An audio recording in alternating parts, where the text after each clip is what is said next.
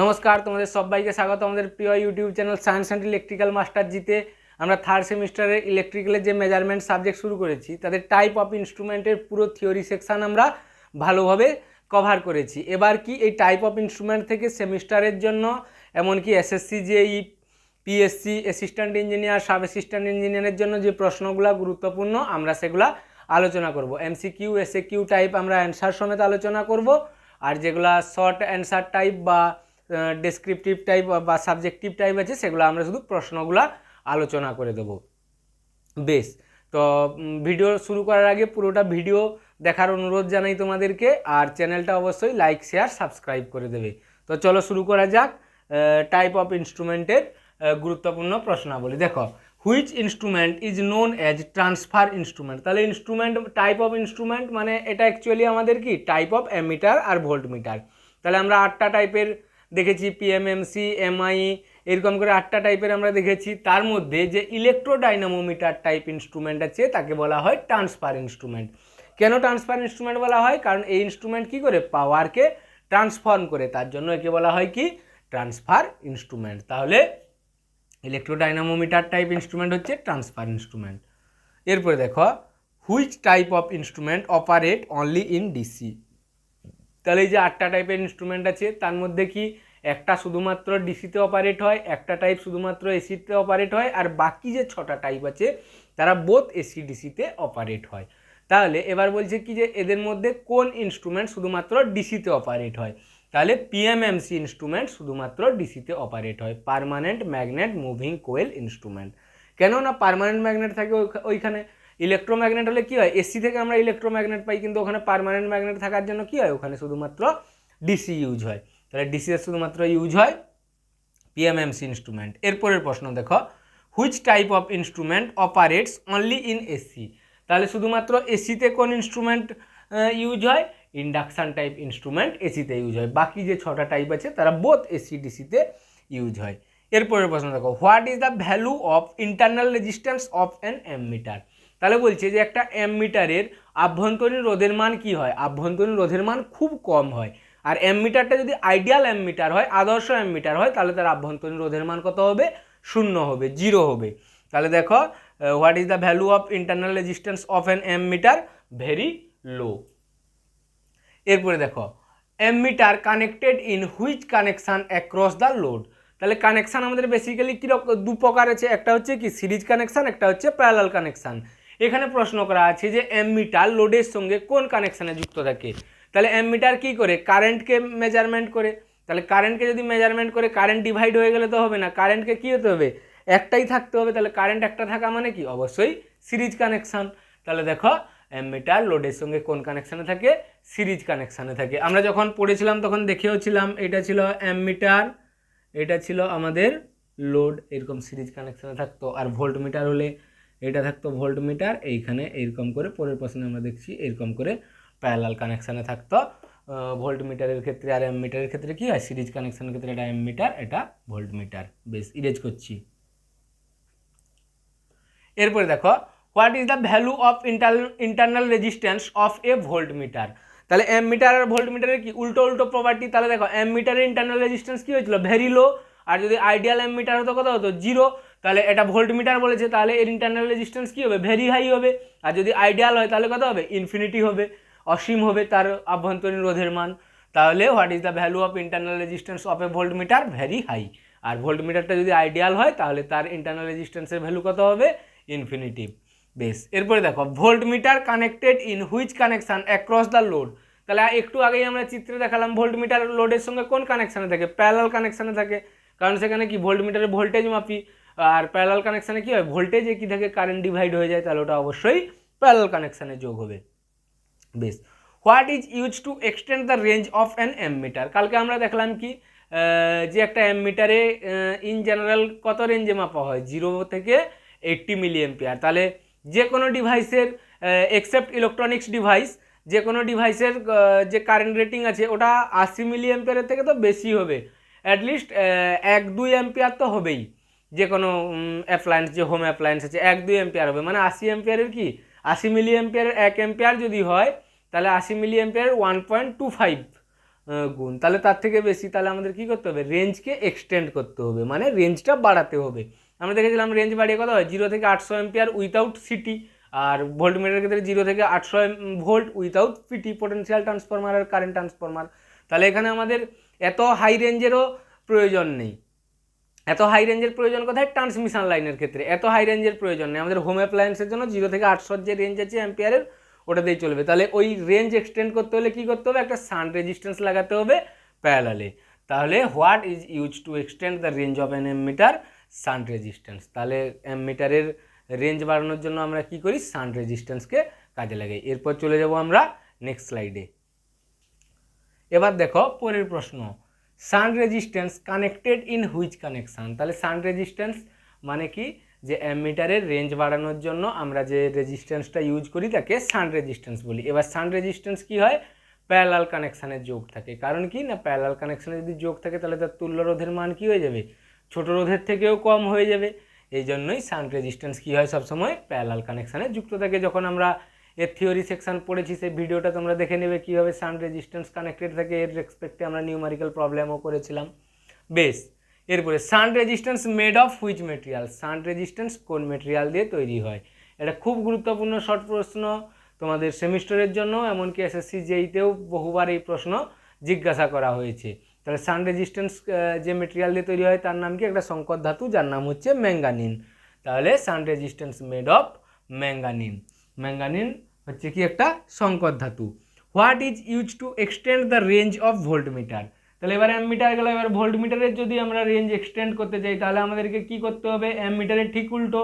তাহলে ওখানে আমরা কি করেছিলাম, শান্ট রেজিস্ট্যান্স লাগিয়েছিলাম, এখানে আমাদেরকে কি লাগাতে হবে, মাল্টিপ্লায়ার লাগাতে হবে। তাহলে to extend the range of voltmeter multiplier is used. Base, এরপরের প্রশ্ন দেখো, multiplier connected in which connection. তাহলে শান্ট রেজিস্ট্যান্স কী হতো, প্যারালালে লাগানো থাকতো, তাহলে মাল্টিপ্লায়ার কী হবে, সিরিজ কানেকশানে লাগানো থাকবে। এবার সিরিজ কানেকশানে যদি আমরা লাগাই তাহলে কী হবে, এক্ষেত্রে যে তুল্য রোধের মান সবচেয়ে যে বড় রোধ আছে তার চেয়েও বেশি হবে। তাহলে এখানে কি হচ্ছে, যে multiplier connected in series connection. তাহলে এটা মনে রাখবে যে যখন প্যারালাল কানেকশান হয় তখন তার তুল্য রোধ বা ইকুইভ্যালেন্ট রেজিস্ট্যান্সের মান কি হয়, সবচেয়ে ছোট রোধ যেটা থাকবে তার চেয়েও কম হবে। আর যখন সিরিজ কানেকশান থাকবে সেক্ষেত্রে তুল্য রোধের মান কি হবে, সবচেয়ে বড় রোধ যেটা থাকবে তার চেয়েও বেশি হবে। বেশ, the permanent magnet in PMMC instrument made of which material. তাহলে PMMC instrument permanent magnet moving coil instrument. তাহলে পার্মানেন্ট ম্যাগনেট মুভিং কোয়েল ইনস্ট্রুমেন্টের যে পার্মানেন্ট ম্যাগনেটটা থাকে সেটা কোন মেটেরিয়াল দিয়ে তৈরি হয়। এটাও খুব গুরুত্বপূর্ণ প্রশ্ন, এসএসসি জেই বা আমাদের পিএসসির যে অ্যাসিস্ট্যান্ট ইঞ্জিনিয়ার বা সাব অ্যাসিস্ট্যান্ট ইঞ্জিনিয়ার আছে তার জন্য এটা হচ্ছে কি, দুটো মেটেরিয়াল দিয়ে তৈরি হয়, হয় অ্যালকোম্যাক্স না হলে অ্যালনিকো, দুটোই হচ্ছে সংকর ধাতু। তাহলে হচ্ছে কি, যে permanent magnet in PMMC instrument made of alcomax or alnico, মনে রাখবে এটা। পরের প্রশ্ন, which type of damping system used in PMMC instrument. তাহলে পিএমএমসি ইনস্ট্রুমেন্টে কোন ধরনের ড্যাম্পিং সিস্টেম ইউজ করা হয়। তাহলে ড্যাম্পিং সিস্টেম আমাদের কটা আছে, তিনটা আছে, air friction damping, fluid friction damping আর হচ্ছে কি এডি কারেন্ট ড্যাম্পিং। আমরা যখন এডি কারেন্ট ড্যাম্পিং পড়েছিলাম ওখানে কি হতো, যে একটা ম্যাগনেটিক ফিল্ড থাকতো, তার মধ্যে চুম্বক বলরেখা পাস করতো, সেখানে তড়িৎবাহী তার থাকার জন্য ফ্যারাডের সূত্র অনুযায়ী ইএমএফ উৎপন্ন হতো, সেই ইএমএফ আবার বদ্ধ পথ থাকার জন্য কারেন্টের রূপে প্রবাহিত হতো, সেই যে কম মানের কারেন্টে থাকতো তাকে আমরা এডি কারেন্ট বলতাম। তাহলে এডি কারেন্ট যখন আমরা পড়েছিলাম, কি জেনেছিলাম, যে যেখানে পার্মানেন্ট ম্যাগনেট থাকবে সেখানে eddy current damping system use হবে। আর এই পিএমএমসি ইনস্ট্রুমেন্টে তো আমরা পার্মানেন্ট ম্যাগনেটেই লাগাচ্ছি, তার নামেই তো permanent magnet moving coil instrument, তাহলে ওখানে অবশ্যই কী হবে, এডি কারেন্ট ড্যাম্পিং ইউজ হবে। বোঝা গেছে। তাহলে eddy current damping is used in PMMC instrument in damping system. তাহলে পিএমএমসি ইনস্ট্রুমেন্টের ড্যাম্পিং সিস্টেমে আমরা এডি কারেন্ট ড্যাম্পিং ইউজ করি, এয়ার ফিকশন ড্যাম্পিং বা ফ্লুইড ফিকশন ড্যাম্পিং আমরা ইউজ করি না। এরপরে what is the shape of scale of PMMC instrument. তাহলে পিএমএমসি ইনস্ট্রুমেন্টের যে স্কেল থাকে তার শেপ কি হয়। আমরা দেখেছি পিএমএমসি ইনস্ট্রুমেন্টের যখন টর্ক ইকুয়েশন বার করেছি, থিটা প্রপোর্শনাল উইথ আই বের করেছি আমরা শেষ পর্যন্ত। তাহলে থিটা যদি আই এর সঙ্গে সমানুপাতি হয় তাহলে তার স্কেলটা কী হবে, লিনিয়ার হবে। তাহলে আর কি হবে, ইউনিফর্ম হবে। তাহলে পিএমএমসি ইনস্ট্রুমেন্টের স্কেল হচ্ছে কি, লিনিয়ার আর ইউনিফর্ম। তাহলে the shape of scale of PMMC instrument is uniform and linear. বেশ, what is the full form of MI instrument? বলছে যে এমআই ইনস্ট্রুমেন্ট আমরা যে বলি সেই এমআই এর পুরো কথাটা কি? তাহলে এমআই এর পুরো কথা কি? Moving iron. আর এমআই ইনস্ট্রুমেন্ট তার জন্য মুভিং আয়রন ইনস্ট্রুমেন্ট, তাহলে the full form of MI instrument is moving iron instrument. বেশ, এরপরের প্রশ্ন দেখো, what are the various type of MI instrument? MI instrument দুটো প্রকারের হয়, কি কি? অ্যাট্রাকশন টাইপ আর রিপালশন টাইপ। তাহলে তার দুটো টাইপ কি কি? অ্যাট্রাকশন টাইপ আর repulsion type. The various type of MI instrument is attraction type and repulsion type MI instrument. এমআইতে কী হয়?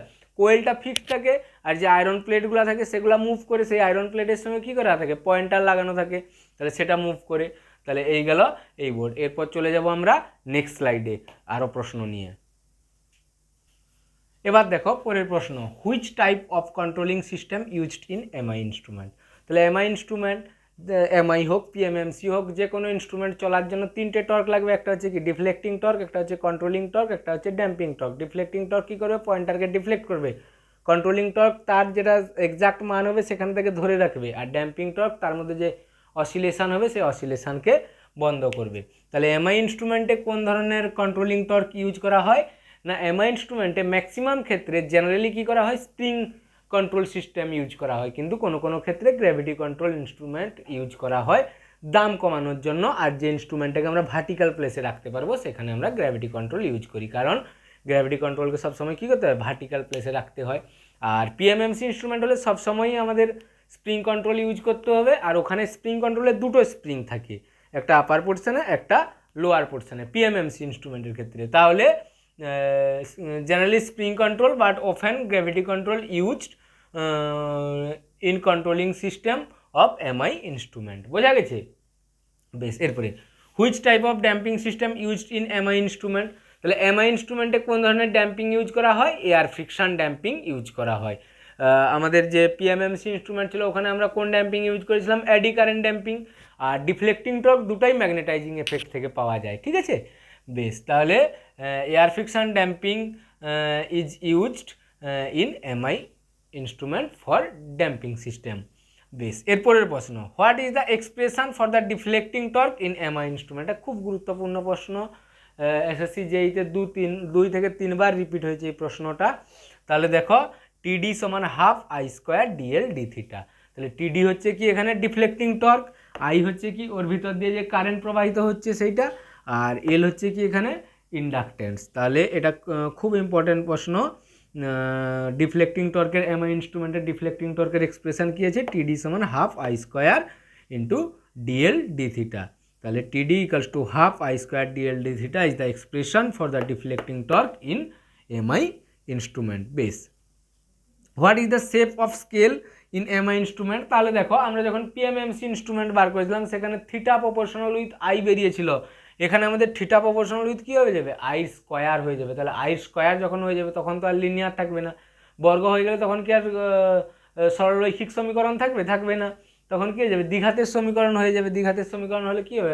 হাইপ্যারাবোলা হয়ে যাবে বা রেক্টাঙ্গুলার হাইপ্যারাবোলা হবে, সেটা আলাদা কথা। তো লিনিয়ার হবে না। তাহলে এটা কী হবে? নন ইউনিফর্ম অ্যান্ড নন লিনিয়ার। কারণ কি? এখানে থিটাটা হচ্ছে আই স্কোয়ারের সঙ্গে সমানুপাতি।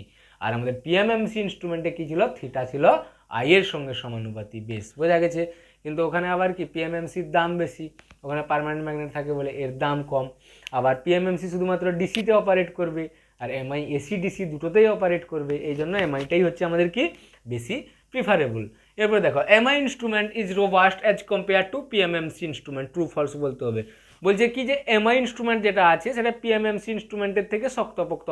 অবশ্যই ট্রু, কারণ হচ্ছে কি? এটা লোহার প্লেট দিয়ে তৈরি হয়, ওটার এত শক্তপোক্ত গঠন নেই। তাহলে এটাই আমাদের ঠিক কথা। MI instrument is robust as compare to PMMC instrument, মানে এমআই বেশি শক্তপোক্ত আর পিএমএমসি কম শক্তপোক্ত। এরপরে MI instrument is costly as compare to PMMC. বলছে কি যে এমআই ইনস্ট্রুমেন্টের দাম পিএমএমসি ইনস্ট্রুমেন্টের চেয়ে বেশি না, এটা ভুল কথা। পিএমএমসি ইনস্ট্রুমেন্টের দাম বেশি, কারণ হচ্ছে কি? ওখানে যে পার্মানেন্ট ম্যাগনেট থাকে সেটা অ্যালনিকো বা অ্যালকোম্যাক্স দিয়ে তৈরি হয়, ওই দুটো সংকর ধাতুর দাম কিন্তু অনেক বেশি, তার জন্য পিএমএমসি ইনস্ট্রুমেন্টটার দামও বেশি হয়। বেশ, তাহলে এটা আমাদের হয়ে যাবে কি? False. MI instrument is costly as compare to PMMC. False. এটা অ্যাকচুয়াল স্টেটমেন্ট কী হবে? PMMC instrument is costly as compare to PMMC, বা উল্টোটা MI instrument is cheaper as compare to cheap as compare to PMMC, বোঝা গেছে? বেশ, এরপরে দেখো ড্যাশ পূরণ দুটো দেওয়া আছে। In MI instrument most of the error comes due to dash. তাহলে এরর এমআই ইনস্ট্রুমেন্টের তিনটা কারণে আছে, একটা হচ্ছে কি হিস্টেরাইসিস লসের জন্য এরর, একটা হচ্ছে কি স্ট্রে ম্যাগনেটিক ফিল্ডের জন্য এরর, আর একটা হচ্ছে তোমার টেম্পারেচারের জন্য এরর। হিস্টেরাইসিস লসের জন্য এরর সব থেকে বেশি হয়, আর স্ট্রে ম্যাগনেটিক ফিল্ডের জন্য এরর হয় মানে বাইরের চৌম্বক ক্ষেত্রের জন্য, আর টেম্পারেচারের জন্য কি হচ্ছে ওই যে আমাদের কন্ট্রোলিং সিস্টেমে যে স্প্রিং আছে সেই স্প্রিংয়ের দৈর্ঘ্য বেড়ে যায়, তখন আমাদের পয়েন্টারের যে পার্ট সেটাই এরর হয়ে যায়। বেশ, এরপরের প্রশ্ন, to minimise stray magnetic field loss dash use. তাহলে স্ট্রে ম্যাগনেটিক ফিল্ড লস যেটা আছে সেটাকে কমানোর জন্য আমাদের কী করতে হবে, ইনস্ট্রুমেন্টকে সিল করে দিতে হবে। কালকে এগুলো আমরা আলোচনা করেছি, ইনস্ট্রুমেন্টকে সিল করে দিলে কী হয়ে যাবে, স্ট্রে ম্যাগনেটিক লস যেটা আছে সেটা কমে যাবে। তাহলে এই হচ্ছে কি আমাদের সমস্ত এসএকিউ, ড্যাশ পূরণ, ট্রু ফলস, এগুলা যত গুরুত্বপূর্ণ প্রশ্ন তোমাদের সেমিস্টার এক্সামের জন্য, এমনকি এসএসসি জেই, আমাদের পিএসসি যে সাব অ্যাসিস্ট্যান্ট ইঞ্জিনিয়ার আছে তার জন্য, মিউনিসিপ্যাল কর্পোরেশনের সাব অ্যাসিস্ট্যান্ট ইঞ্জিনিয়ারের জন্য, এগুলো খুবই গুরুত্বপূর্ণ প্রশ্ন এই চ্যাপ্টার থেকে। এবার কি করব আমরা, তোমাদের যে থার্ড সেমিস্টার হবে তার জন্য এই চ্যাপ্টার থেকে যে গুরুত্বপূর্ণ প্রশ্ন হবে সেই প্রশ্নগুলো আমরা একটু আলোচনা করে দেবো নেক্সট স্লাইডে। এবার দেখো, এবার আমাদের 2 বা 3 ওয়েটেজের যে প্রশ্ন আর 5 বা 6 ওয়েটেজের যে প্রশ্ন সেমিস্টারের জন্য গুরুত্বপূর্ণ সেগুলো আমরা একটু আলোচনা করে দেবো। এটা হচ্ছে কি এই চ্যাপ্টারের জন্য খুব বেশি প্রশ্ন নেই, এই 8-9টা প্রশ্ন আছে, 2 নাম্বার, 3 নাম্বার আর 5 নাম্বার 6 নাম্বার মিলে একটু দেখে নাও। What are the various type of instrument, যে 8টা টাইপের ইনস্ট্রুমেন্ট আছে তার নাম লিখতে হবে।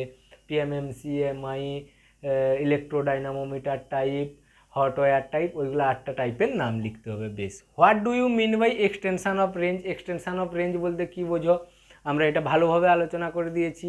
সেই শেষে লিখতে হবে যে অ্যামমিটারের রেঞ্জ এক্সটেনশান করতে হলে শান্ট রেজিস্ট্যান্স, আর তোমার ভোল্টমিটারের রেঞ্জ এক্সটেনশান করতে হলে মাল্টিপ্লেয়ার লাগাতে হবে, কোন কানেকশানে লাগাতে হবে, ইন্টারনাল রেজিস্ট্যান্স কত, এগুলোই লিখতে হবে। Write down the advantage of PMMC, PMMC ইনস্ট্রুমেন্টের advantage. Write down the disadvantage of MI instrument, MI ইনস্ট্রুমেন্টের disadvantage. What are the various type of error in MI instrument. তাহলে এমআই ইনস্ট্রুমেন্টে কী কী এরর থাকে আর তার মিনিমাইজেশান। এরর কী কী থাকে, error due to hysteresis loss, error due to thermal expansion, আর error due to stray magnetic field, বা error due to temperature. Thermal expansion আর টেম্পারেচারে কি স্প্রিংয়ের ক্ষেত্রে যেটা হয়। এরপরে দেখো, what do you mean by cramp scale. কালকেই আমরা আলোচনা করে দিয়েছি ক্র্যাম্প স্কেল মানে কি, যে তার ইনিশিয়াল আর ফাইনাল পজিশান হচ্ছে কি লিনিয়ার, মাঝের যে পজিশান থাকবে সেটা নন লিনিয়ার, সেরকম স্কেলকে আমরা ক্র্যাম্প স্কেল বলি। তার একটা ফিগার এঁকে দেবে, ক্র্যাম্প স্কেল কীরকম হয়, এরকম হয়, this is your cramp scale, initial and final. দেখো এটা হচ্ছে কি ফাইনাল পজিশান, এটা হচ্ছে ইনিশিয়াল পজিশান, এ দুটো হচ্ছে কি লিনিয়ার, আর এইটা মাঝের যে পোর্শান, রিমেনিং পোর্শান কি আছে, নন লিনিয়ার। তাহলে এই গেল। এরপরে, with the help of torque equation prove that PMMC instrument have linear scale. মানে কি, আমাদের যে পিএমএমসি ইনস্ট্রুমেন্টে আমরা প্রমাণ করেছি থিটা প্রপোর্শনাল উইথ আই, সেইটা আমাদেরকে প্রমাণ করে দেখাতে হবে, এটা খুবই গুরুত্বপূর্ণ। এই এরপরে দেখো, in MI instrument prove that tau D equals to half I square DL D theta. এটাতে পুরোটা টর্কের ইকুয়েশান প্রমাণ করতে হবে ছোট আছে বলে, আর এটা শুধু ডিফ্লেক্টিং টর্কের ইকুয়েশানটা প্রমাণ করতে হবে, যেটা আমরা আগের ভিডিওতে আলোচনা করে দিয়েছি। বেশ, এরপরে হচ্ছে কি numerical problem based on extension of range. এই যে রেঞ্জ এক্সটেনশানের অ্যামমিটারের রেঞ্জ এক্সটেনশান আর ভোল্টমিটারের রেঞ্জ এক্সটেনশান নিয়ে যে প্রবলেম করেছি সেরকম প্রবলেম থাকবে, ছোট একটা বা দুটা, সেটা 5 বা 6 নম্বর ওয়েটেজ থাকবে, খুব সহজ হবে। তাহলে আমরা পুরোটা চ্যাপ্টার টাইপ অফ ইনস্ট্রুমেন্ট আমরা শেষ করে ফেললাম। এরপরে আমরা এখানে 3টা চ্যাপ্টার হয়ে গেল আমাদের ইনস্ট্রুমেন্টে। এরপরে আমরা সার্কিট থিওরি শুরু করব। সার্কিট থিওরিতে 2টো চ্যাপ্টার হয়েছে, 3 নম্বর চ্যাপ্টার করব। তারপর আমরা কি করব, মেশিনের চ্যাপ্টার শুরু করব, মেশিন 1-এর চ্যাপ্টার শুরু করব। এইভাবে আমরা এগিয়ে নিয়ে যাব। আজকের ভিডিও এই পর্যন্তই। ভিডিওকে সবাই লাইক, শেয়ার, সাবস্ক্রাইব করে দেবে। নমস্কার।